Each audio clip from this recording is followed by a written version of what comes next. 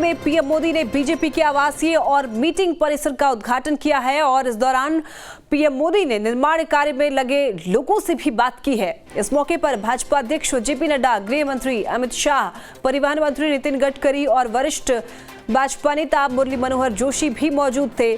तो वहीं इस कार्यक्रम की शुरुआत में यहां पहुंचने पर पीएम मोदी ने पूजा अर्चना की, जबकि कार्यक्रम को संबोधित करते हुए पीएम मोदी ने कहा कि कार्यालय का विस्तार सभी बीजेपी कार्यकर्ता के सपनों का विस्तार है।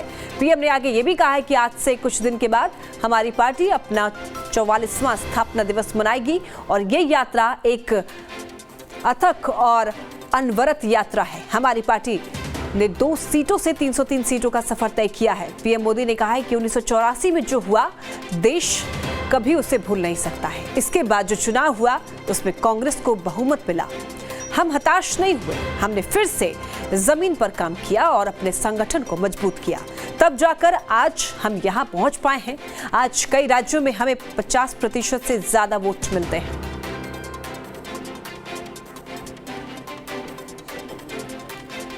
प्रधानमंत्री नरेंद्र मोदी ने सफर के बारे में बताया है। उन्होंने कहा है कि ये यात्रा एक अथक प्रयास है, ये विचार और विचारधारा के विस्तार की यात्रा है।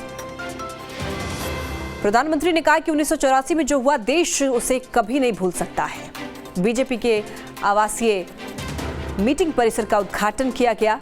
प्रधानमंत्री नरेंद्र मोदी, बीजेपी के सभी वरिष्ठ नेता इस कार्यक्रम में शामिल हुए। प्रधानमंत्री नरेंद्र मोदी ने पूजा अर्चना भी की और उन्होंने कहा है कि कुछ दिनों के बाद 44वां स्थापना दिवस भी बीजेपी मनाने वाली है। और प्रधानमंत्री नरेंद्र मोदी ने विस्तार से अपने जर्नी के बारे में बताया है और कहा है कि ये विचार और विचारधारा की यात्रा है। बीजेपी ने 2 से 303 सीटों का सफर तय किया है। 1984 में जो हुआ है देश कभी उसे भूल नहीं सकता है, प्रधानमंत्री ने ये कहा है। उसके बाद जो चुनाव हुआ उसमें कांग्रेस को बहुमत मिला और हम हताश नहीं हुए, हमने फिर से जमीन पर काम किया और अपने संगठन को मजबूत किया, तब जाकर आज हम यहाँ पहुंचे हैं। आज कई राज्यों में हमें 50% से भी ज्यादा वोट मिलते हैं, प्रधानमंत्री का ये कहना।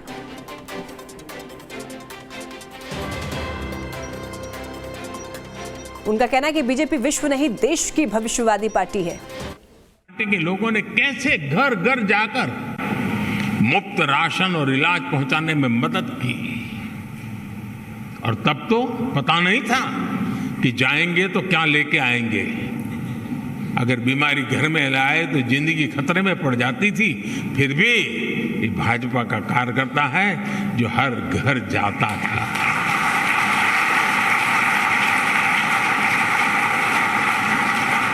आज भाजपा और भाजपा कार्यकर्ताओं का समाज के साथ जो भावात्मक संबंध है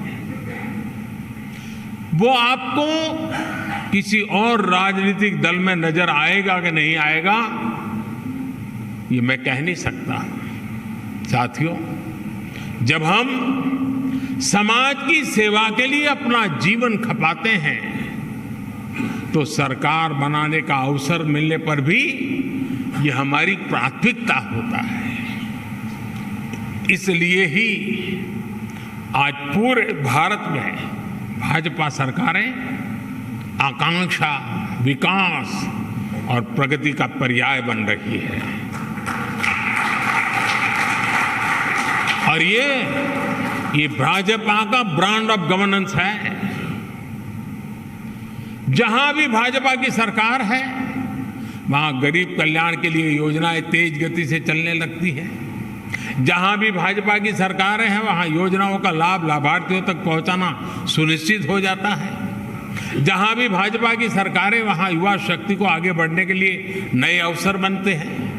जहां भी भाजपा की सरकारें हैं वहां योजनाओं में महिला सशक्तिकरण को सर्वोच्च प्राथमिकता मिलने लगती है। जहां भी भाजपा की सरकारें हैं वहां कानून व्यवस्था सुदृढ़ हो जाती है। जहां भी भाजपा की सरकारें हैं वहां ease of doing business, ease of living के प्रयास बढ़ने लगते हैं। जहां भी भाजपा की सरकारें हैं वहां इंफ्रास्ट्रक्चर का तेजी से विकास होना शुरू हो जाता है। जहां भी भाजपा की सरकारें हैं वहां विकास और विरासत दोनों साथ साथ चलते हैं। साथियों, मैं समझता हूं अब समय आ गया है कि हमारी यूनिवर्सिटीज, एकेडमिशियंस और एक्सपर्ट्स भारत के पिछले 75 साल के अलग अलग गवर्नेंस मॉडल्स की कंपैरेटिव स्टडी करें, एनालिसिस करें, देश और दुनिया के सामने रखें। देश ने लंबे समय तक कांग्रेस का एक गवर्नेंस मॉडल देखा है। देश ने कम्युनिस्टों का भी कुछ राज्यों में गवर्नेंस का मॉडल देखा है। देश ने परिवारवादी, फैमिली रन पार्टियों के काम करने का तरीका भी देखा है। अलग अलग गठबंधनों की सरकारों का गवर्नेंस मॉडल भी देश ने देखा है। और देश आज पूर्ण बहुमत वाली भाजपा सरकारों का गवर्नेंस मॉडल भी देख रहा है। एक निश्चित पैरामीटर्स के साथ जब इसकी एनालिसिस होगी तो गवर्नेंस के मॉडल का महत्व समझ में आएगा। देश के सामान्य मानवी को भी पता चलेगा कि गवर्नेंस के किस मॉडल ने देश को क्या दिया, उसके परिणाम क्या निकले और उनके लिए क्या बेहतर रास्ता है। साथियों, आज भारतीय जनता पार्टी के प्रत्येक कार्यकर्ता को एक बात समझना बहुत आवश्यक है। देश इस समय जिस कालखंड से गुजर रहा है वो तेज विकास के लिए बहुत अहम है। ये अमृतकाल ये सिर्फ शब्द समूह नहीं है, ये धरती की सच्चाई है। 140 करोड़ देशवासियों की दिलों की धड़कन है।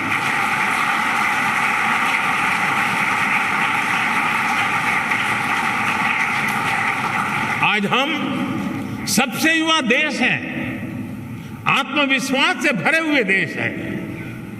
पूरे विश्व में दुनिया के बड़े बड़े मंचों पर आज अगर किसी का डंका बज रहा है तो नाम है हिंदुस्तान, वो नाम है भारत। ऐसे में देश के भीतर बैठी और देश के बाहर बैठी भारत विरोधी शक्तियों का एकजुट होना स्वाभाविक है।